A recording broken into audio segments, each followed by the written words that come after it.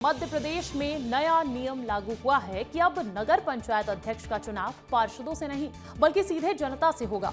और ऐसा पहला चुनाव रीवा के सेमरिया नगर परिषद में हो रहा है। ये चुनाव उपचुनाव है क्योंकि यहां पर निर्वाचित अध्यक्ष रानी विश्वकर्मा का कुछ समय पहले देहांत हो गया था। इसके बाद बचे हुए 1.5 सालों के लिए यहां चुनाव हो रहे हैं। ये चुनाव मध्य प्रदेश में एकमात्र जगह हो रहा है और उसमें अध्यक्ष का चुनाव सीधा जनता से होने के कारण कांग्रेस और बीजेपी के बीच कांटे की टक्कर भी देखी जा रही है।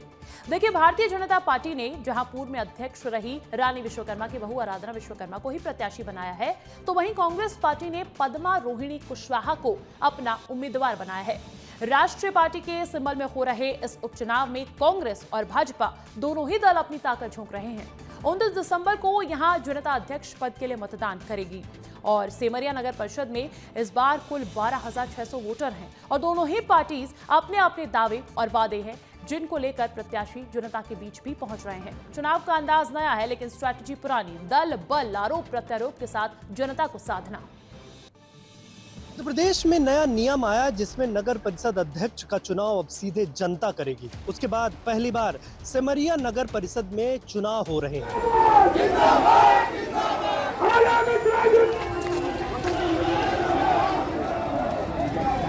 50% से ज्यादा वोट कांग्रेस को मिलेंगे। अब कितने अंतर कितना रहेगा अब ये देखिए।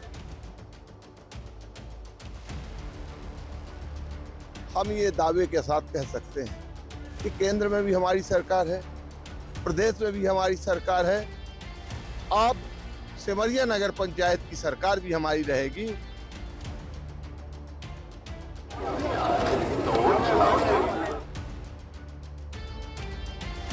31 तारीख को जब रिजल्ट आएगा उनको पता चल जाएगा कांग्रेस के लोगों को कि सेमरिया के लोग क्या चाहते हैं।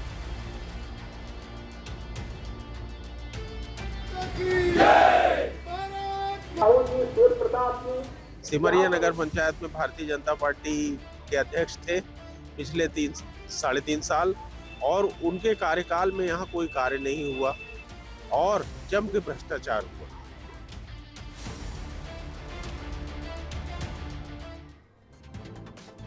और देखिए, भारतीय जनता पार्टी के उम्मीदवार आराधना विश्वकर्मा का ये कहना है कि उनका उद्देश्य सेमरिया नगर परिषद में बचे हुए समय में काम को पूरा करना है। तो वहीं चुनाव में कांग्रेस पार्टी अपने अलग वादे और दावे के साथ चुनावी मैदान में है।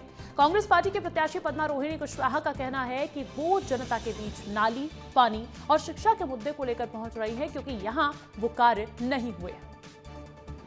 चुनाव है, उसमें मेरा मुद्दा है कि भाई जो मेरी पूजनीय सासू माँ थी, उन्होंने सेमरिया के विकास के लिए बहुत सारे सपने देखे थे जिसमें से कुछ पूरे हुए किए हैं उन्होंने और कुछ अभी प्रक्रिया में हैं।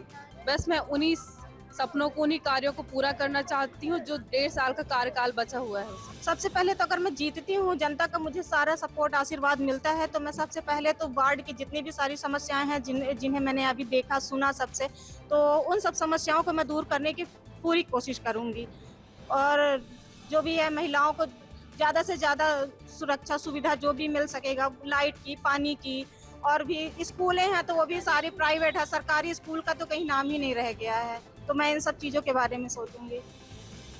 तो कुल मिलाकर कांग्रेस और बीजेपी के बीच कांटे की टक्कर सेमरिया नगर परिषद चुनाव में देखने को मिल रही है। 29 दिसंबर को जनता मतदान करेगी जिसमें प्रत्याशियों की किस्मत कैद हो जाएगी और जनता का निर्णय क्या रहा ये 31 दिसंबर को परिणाम आने के साथ ही पता चलेगा। यानी कि ये देखना होगा कि न्यू ईयर इस बार कांग्रेस का हैप्पी होता है या फिर भाजपा का।